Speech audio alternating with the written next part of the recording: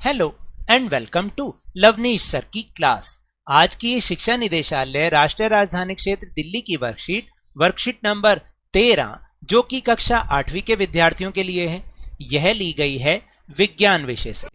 और इसमें आज हम जिस टॉपिक के बारे में समझेंगे वह है नाइट्रोजन और नाइट्रोजन चक्र के बारे में, कि किस तरह से ये नाइट्रोजन हमारे वायुमंडल में मौजूद होती है और मौजूद रहती है, किस तरह से वो मिट्टी में पाई जाती है, फिर वहाँ से वो जानवरों द्वारा किस तरीके से उनके अंदर पहुँचती है, फिर वो वहाँ से वापस मिट्टी में मिलती है और वापस से गैसीय रूप में फिर वायुमंडल में मिल जाती है। तो इन सब के बारे में आज हम इस वर्कशीट में समझेंगे। तो शुरुआत करें मेरे साथ और समझने की कोशिश करते हैं। वायुमंडल में 78% नाइट्रोजन पाई जाती है, जो सभी सजीवों के लिए बहुत आवश्यक होती है। तो अब आप समझे कि किस तरह से वायुमंडल में 78% नाइट्रोजन पाई जाती है और जो कि सभी सजीव जितने भी सजीव जीव हैं, चाहे वो पेड़ पौधे हैं, चाहे वो जीव जंतु हैं, चाहे वो मानव हैं, सभी के लिए नाइट्रोजन बहुत ज़्यादा ज़रूरी है। नाइट्रोजन प्रोटीन, क्लोरोफिल, न्यूक्लिक अम्ल व विटामिन के यौगिकों का अहम अथवा मुख्य अवयव है। पौधे एवं जंतु वायुमंडलीय नाइट्रोजन का सीधा उपयोग नहीं कर सकते। पौधों को नाइट्रोजन स्थिरीकरण क्रिया के द्वारा ही नाइट्रोजन मिलती है। अब आप समझे, क्योंकि जब मिट्टी में ये नाइट्रोजन मिली होती है तभी पौधे इसका उपयोग करते हैं और उनमें वृद्धि होती है। लेकिन क्योंकि वो डायरेक्ट इसको उपयोग नहीं कर सकते, इसलिए वो नाइट्रोजन स्थिरीकरण क्रिया के द्वारा नाइट्रोजन को लेते हैं। तो अब आपको समझ में आया कि पौधे और जीव जंतु किस तरह से इस नाइट्रोजन का इस्तेमाल करते हैं। तो चलिए अब हम आगे जानते हैं कि आखिर ये नाइट्रोजन स्थिरीकरण है क्या, क्योंकि अभी अभी हमने ऊपर समझा कि पौधे जो हैं नाइट्रोजन स्थिरीकरण क्रिया के द्वारा ही नाइट्रोजन प्राप्त करते हैं। तो आखिर ये नाइट्रोजन स्थिरीकरण प्रक्रिया है क्या? वायुमंडलीय नाइट्रोजन का नाइट्रोजन के यौगिकों में बदलना, जिन्हें पौधे आसानी से अवशोषित कर सकें, इस क्रिया को नाइट्रोजन स्थिरीकरण कहते हैं। यानी ये नाइट्रोजन जो कि हमारे वायुमंडल में रहती है, विद्यमान रहती है, इसका नाइट्रोजन के यौगिकों में बदलना, जिन्हें पौधे आराम से ले सकते हैं, उन्हें एब्जॉर्व करके अपना भोजन बना सकते हैं, तो इस क्रिया को हम नाइट्रोजन स्थिरीकरण कहते हैं।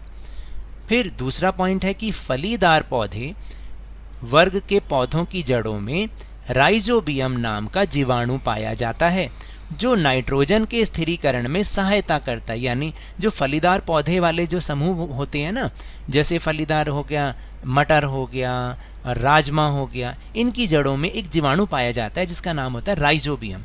वो क्या करता है, इस नाइट्रोजन के स्थिरीकरण में सहायता करता है और पौधों को उससे नाइट्रोजन आराम से मिल पाती है। फिर इसके बाद ये भी है कि कभी कभी बिजली के कड़कने पर भी नाइट्रोजन का स्थिरीकरण होता है। तो देखिए, आपको अब पता चला कि किस किस तरीके से नाइट्रोजन का स्थिरीकरण होता है। फिर इसके बाद जो मोस्ट इम्पॉर्टेंट है वो है नाइट्रोजन चक्र। आज हम नाइट्रोजन चक्र की सहायता से ये जानेंगे कि वायुमंडल में नाइट्रोजन की मात्रा कैसे स्थिर रहती है, यानी कैसे बनी रहती है। क्या कभी कम नहीं होती या ज़्यादा नहीं होती, वो किस तरीके से इस चक्र के द्वारा वैसी की वैसी ही बनी रहती है। तो अगर आप देखेंगे यहाँ पर, अगर आप ध्यान से देखें तो यहाँ पर ये नाइट्रोजन चक्र का चित्र भी बनाया हुआ है, जिसकी सहायता से हम बहुत आसानी से समझ सकते हैं कि ये नाइट्रोजन किस तरह से वायुमंडल में विद्यमान रहती है। लेकिन उसके साथ साथ हम समझेंगे भी कि कैसे कैसे वो रहती है। तो जो पहला पॉइंट है वो है कि मिट्टी में उपस्थित जीवाणु नीले हरे शैवाल वायुमंडल की नाइट्रोजन को नाइट्रोजन के यौगिक में बदल देते हैं। यह नाइट्रोजन यौगिक मिट्टी में चले जाते हैं, यानी जो वायुमंडल की नाइट्रोजन होती है ना, उसको वो जो नीले हरे शैवाल होते हैं वो नाइट्रोजन यौगिकों में बदल देते हैं। फिर ये जो नाइट्रोजन यौगिक होते हैं मिट्टी में चले जाते हैं। पौधों की जड़ों द्वारा यह नाइट्रोजन यौगिक पौधों के अन्य भाग तक भी चले जाते हैं, वहाँ उनसे प्रोटीन व अन्य यौगिक बनते हैं।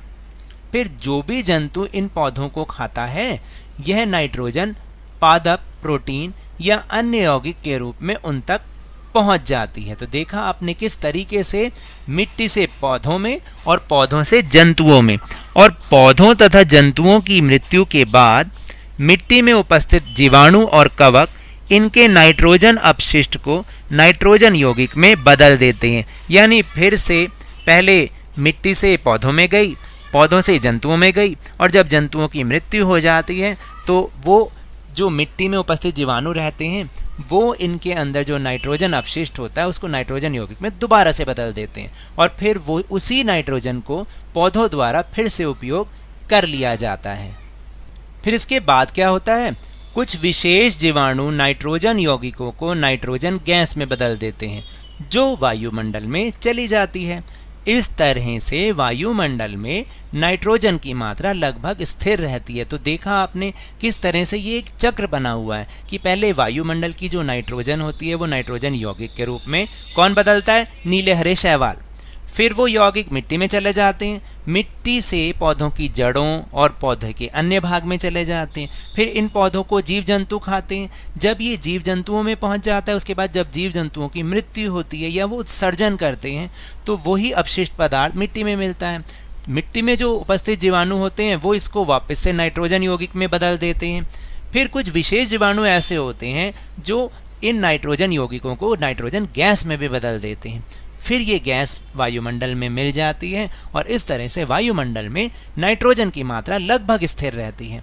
अगर आप ध्यान से देखेंगे तो जो ये नाइट्रोजन चक्र बना है इसमें भी यही दिखा रखा है कि किस तरीके से वायुमंडलीय नाइट्रोजन, देखिए नीले हरे शैवाल से उसका स्थिरीकरण हुआ, फिर जीवाणु द्वारा नाइट्रोजन नाइट्रोजनी यौगिकों में परिवर्तित होना, मिट्टी में उपस्थित नाइट्रोजन के यौगिक, फिर उसको गैस में बदल देते हैं और फिर वापस वो वायुमंडल में मिल जाती है। तो एक तो चक्र ये हो गया। दूसरा क्या हुआ कि आप देखिए लिखा है तड़ित द्वारा नाइट्रोजन स्थिरीकरण, फिर मिट्टी में उपस्थित नाइट्रोजन के यौगिक वो पौधों द्वारा अवशोषित होते हैं, फिर जंतुओं ने खाते हैं और जंतुओं की मृत्यु के बाद वो वापस से मिट्टी में मिल जाते हैं। तो इस तरह से नाइट्रोजन चक्र को समझा जा सकता है। तो आज का टॉपिक आसान था ना, कुछ नहीं है, सिर्फ नाइट्रोजन स्थिरीकरण कैसे होता है और नाइट्रोजन चक्र कैसे होता है, यही दो टॉपिक हैं।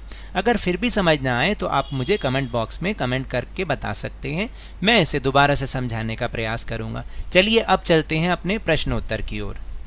तो पहला प्रश्न है कि सेम और मटर फलीदार पौधे की जड़ों में कौन सा जीवाणु पाया जाता है। तो इसका उत्तर है कि फलीदार वर्ग के पौधों की जड़ों में राइजोबियम नाम का जीवाणु पाया जाता है जो नाइट्रोजन के स्थिरीकरण में सहायता करता है।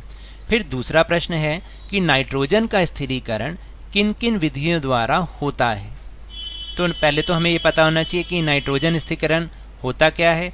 नाइट्रोजन स्थिरीकरण होता है वायुमंडलीय नाइट्रोजन का नाइट्रोजन के यौगिकों में बदलना जिन्हें पौधे आसानी से अवशोषित कर सकें।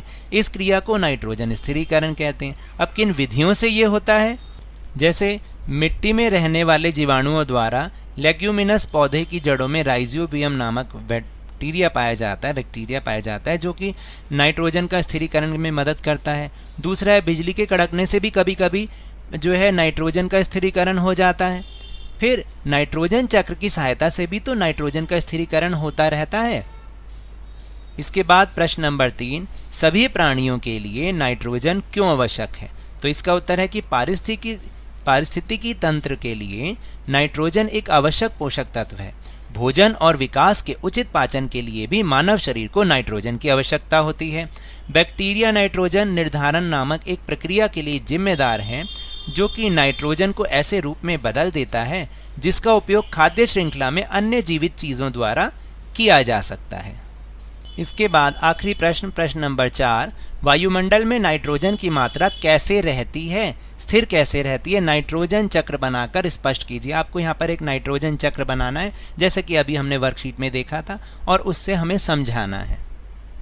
तो आप इस तरीके से नाइट्रोजन चक्र बना सकते हैं जैसा कि वर्कशीट में बना हुआ है। अगर आपको वहाँ नज़र ना आए तो आप यहाँ से आराम से देख सकते हैं कि जैसे वायुमंडलीय नाइट्रोजन है वो किस तरीके से हरे और नीले शैवाल द्वारा मिट्टी में यौगिकों के रूप में बदल जाती है, फिर मिट्टी में मिलकर वो पौधों के अंदर जाती है और पौधों द्वारा अवशोषित होकर जंतुओं में जाती है।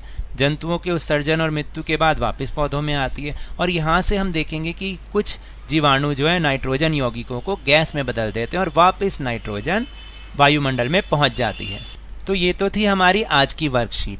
अगर मेरे इस तरह समझाने से आपको थोड़ा सा भी समझ में आया हो तो इस चैनल को ज़्यादा से ज़्यादा सब्सक्राइब कीजिए, लाइक कीजिए और बहुत ज़्यादा शेयर कीजिए। और हाँ, मेरे साथ इसी तरह वर्कशीट को समझते रहिए, लेकिन ध्यान और मन लगाकर पूरी मेहनत और लगन के साथ पढ़ते रहिए। और अगर आपको कोरोना से बचना है, कोविड-19 से बचना है, तो 2 गज़ अथवा 6 फीट की दूरी बनाकर जरूर रखें। अपने हाथों को साबुन और पानी से नियमित रूप से धोएं, क्योंकि जब तक दवाई नहीं तब तक ढिलाई नहीं। धन्यवाद।